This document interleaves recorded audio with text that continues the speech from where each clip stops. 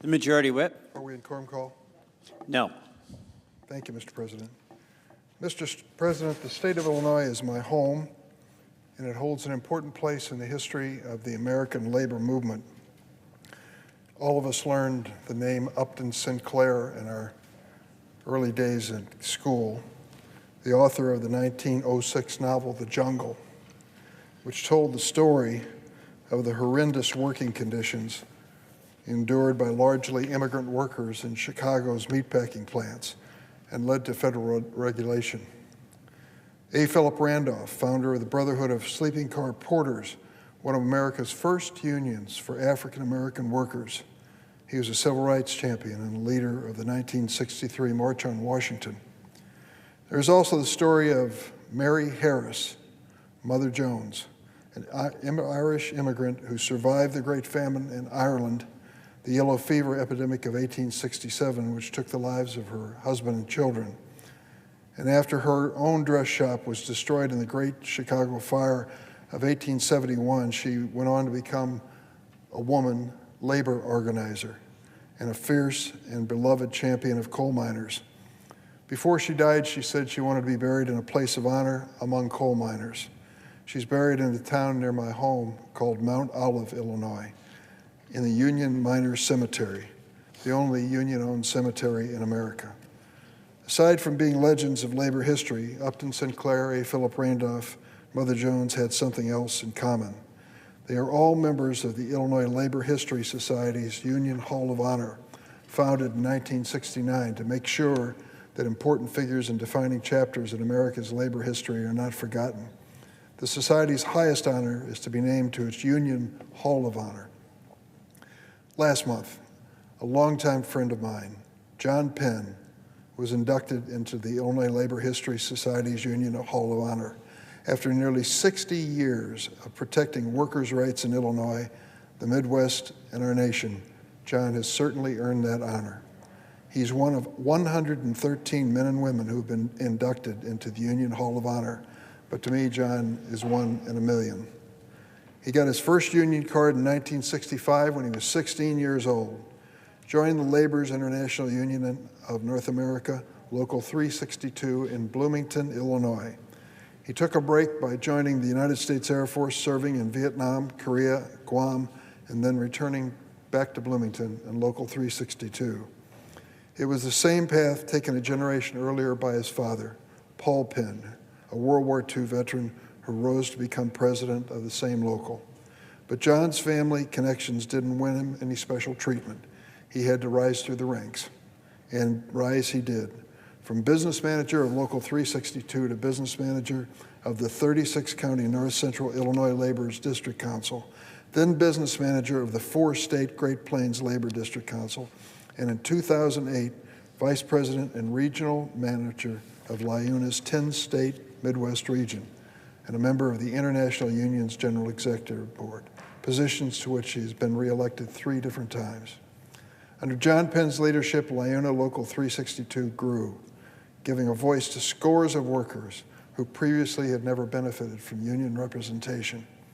Some years ago, in response to several tragic accidents, John made himself known to many by stopping all highway construction in McLean County to force the state of Illinois to improve protections for vulnerable construction workers and others on the state's roadways. That action culminated in the creation of the Illinois State's Work Zone Safety Committee and implementation of numerous policies that saved lives.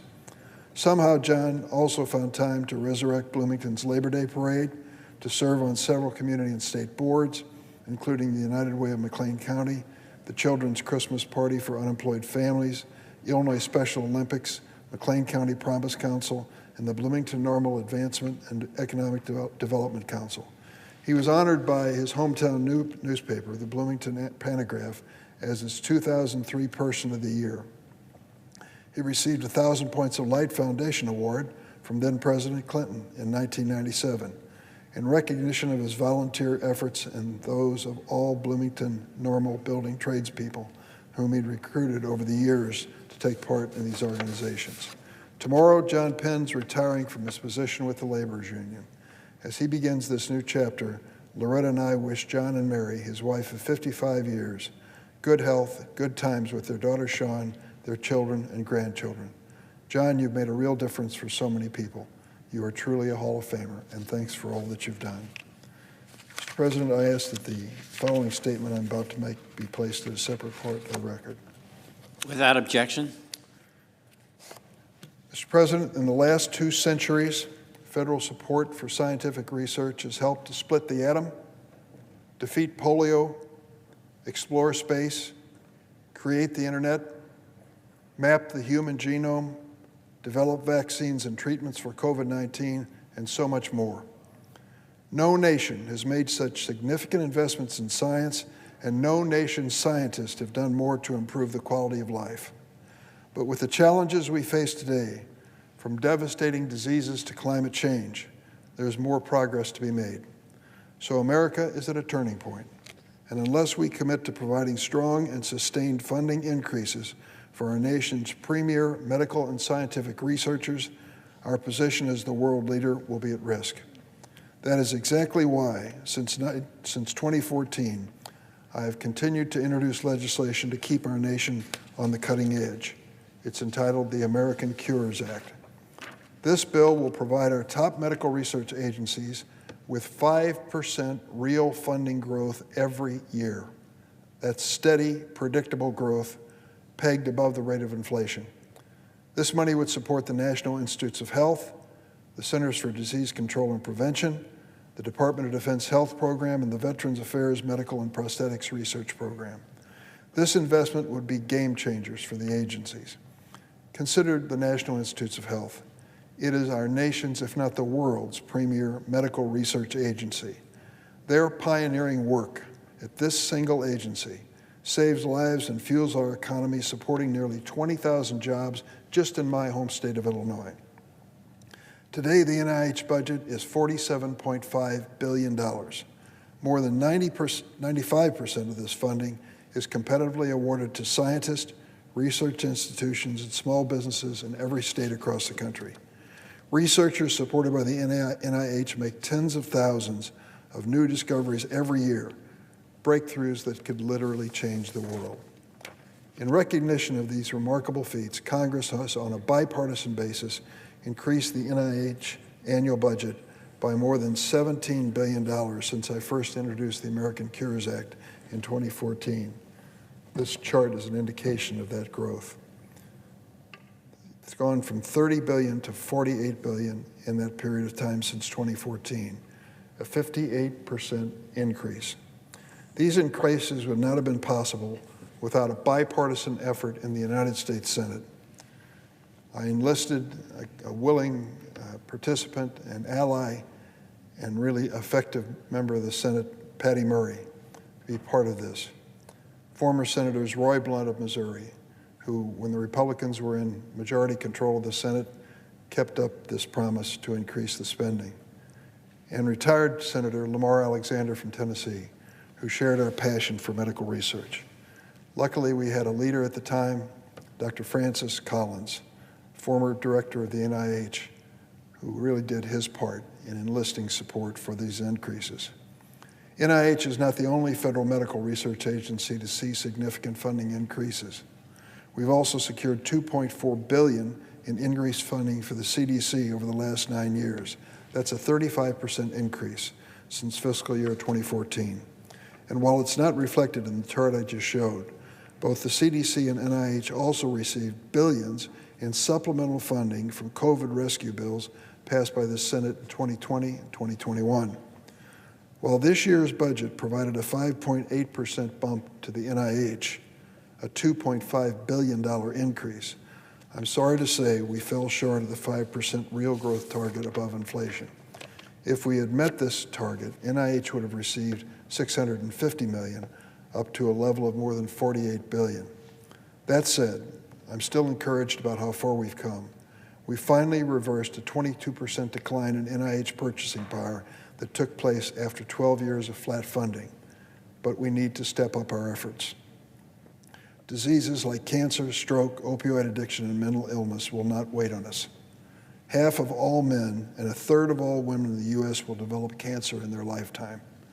Someone's mother, father, brother, sister, or spouse is diagnosed with Alzheimer's disease every 65 seconds. And 1 in every 300 people will be diagnosed with ALS in their lifetime. Sadly, a number of my closest friends already have received this diagnosis.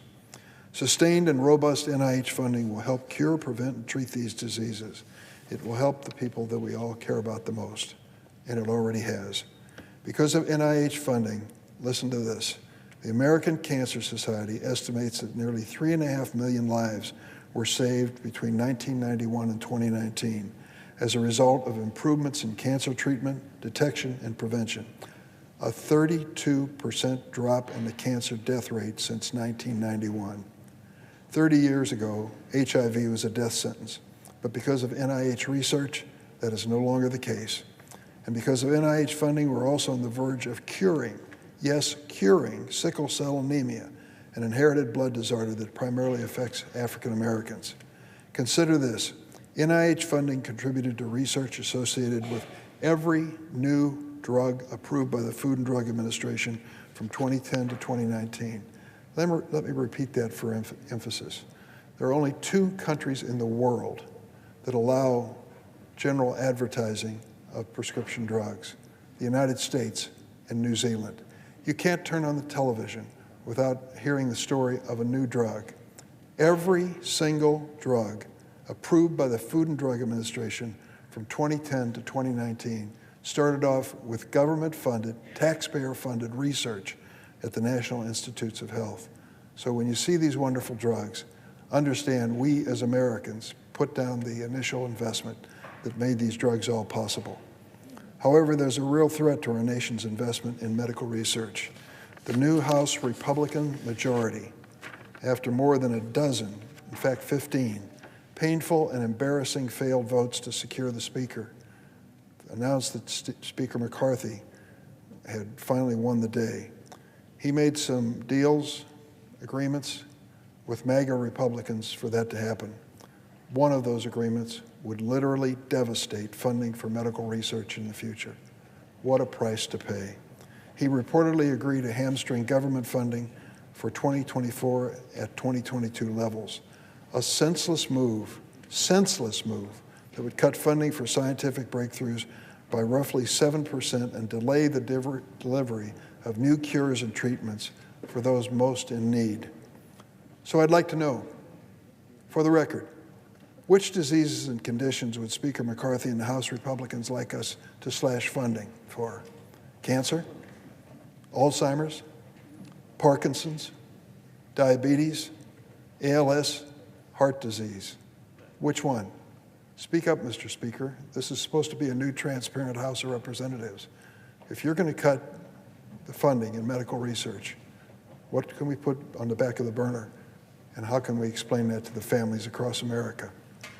Now is not the time for political horse trading that puts one person in power at the expense of everyone waiting for a cure. We need to build on the bipartisan success which we have had to date and we've achieved over the past decade, and continue to prioritize medical research funding that creates jobs, but most importantly, saves lives. Mr. President, I yield the floor.